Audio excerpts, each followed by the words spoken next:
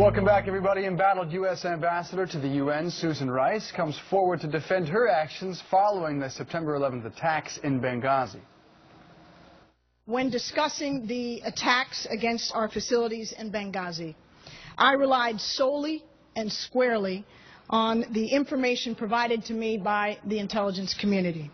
I made clear that the information was preliminary and that our investigations would give us the definitive answers. I have great respect for Senator McCain and his service to our country. I always have, and I always will. I do think that some of the statements he's made about me have been unfounded, but I look forward to having the opportunity at the appropriate time to discuss all of this with him.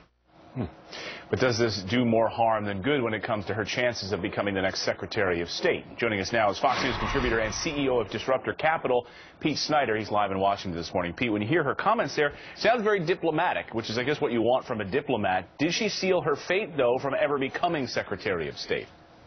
Well, I think she sealed her fate when the White House trotted her out to be the defender-in-chief, the spinmeister-in-chief, really covering up what happened in Benghazi. She went out and talked about a YouTube video when you have the head of the CIA, David Petraeus, saying that it was clearly a terrorist attack. So I think the White House did her in more than anyone else.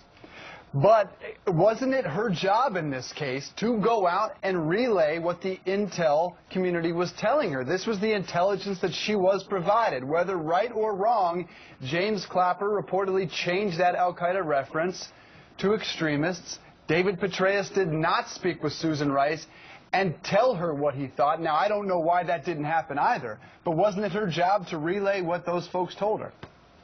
Well, I would love Susan Rice needs to relay to the nation, was she talking to the White House political shop? Who was really supplying her with all of those talking points? Who was going over? And you all know, and I know, that when you do the Sunday shows, you're talking to the communications and political folks.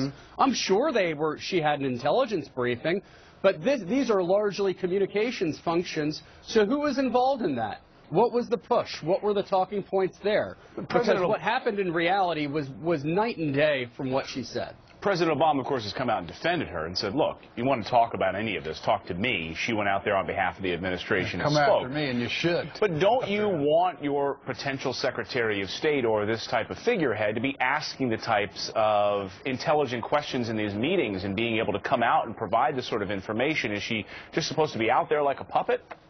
Well, yeah, one would think that actually someone involved in the intelligence briefings would ask the right questions. We all know that the president, I think, shows up for only half of the intelligence briefings out there. And I think when the president was trying to defend or pick a fight with Republicans over Susan Rice, he also made a statement that she knew nothing about Benghazi.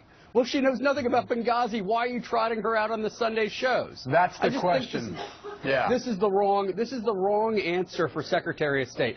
Hillary Clinton's done an exceptional job. I think the president needs to show that he's going to make a bipartisan play, and I actually think John McCain would be the right pick right now. Pete, that ain't happening, but that is an interesting choice. Pete Snyder, CEO of Disruptor Capital, thanks for being with us. I think Pete maybe had too much tryptophan yesterday with the turkey. Team of rivals. Coming up on the show,